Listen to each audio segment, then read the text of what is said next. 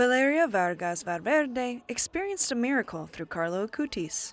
From being on the verge of death to seeing her like this, with barely any lasting effects, and reading about the canonization of the person who saved her life.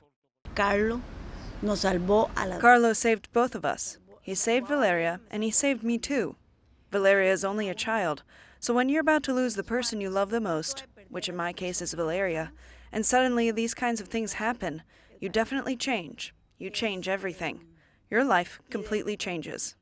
Her daughter had had a nearly fatal bicycle accident in Florence.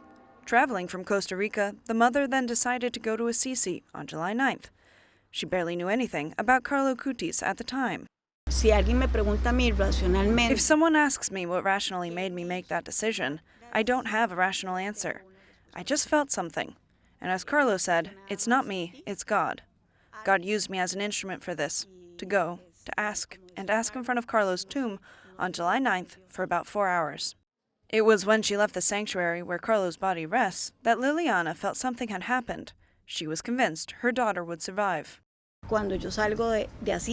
When I left Assisi to take the train back to Florence, I left completely convinced that Valeria was going to heal completely. Because it's important for you to know that it wasn't just a physical healing, but the other great miracle was that she didn't need any form of therapy. From the beginning, for Valeria's mother, everything was a miracle. An intercession now officially recognized by the Vatican, and the reason behind the green light for Acutis to become a saint. What I can say is a conviction. I've always been very rational, and this was a full-fledged miracle. And medically speaking, for the skeptics, the doctors showed, for example, that when she had the accident, which was on July 2nd, and arrived at the hospital near death, by July 18th they did a CT scan, and the scan had showed that her brain was completely deflated.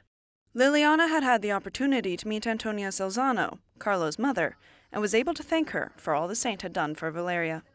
One of my dreams was to meet Carlo's mother, because for me, she was the closest I could get to him, to Carlo.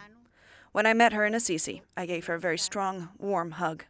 They embraced, mother to mother, united by their 2 children. Valeria lives a normal life, like any other person of her time, same normalcy attributed to Carlo. Liliana now has her daughter fully recovered, and Antonia now has the certainty that her son is in heaven.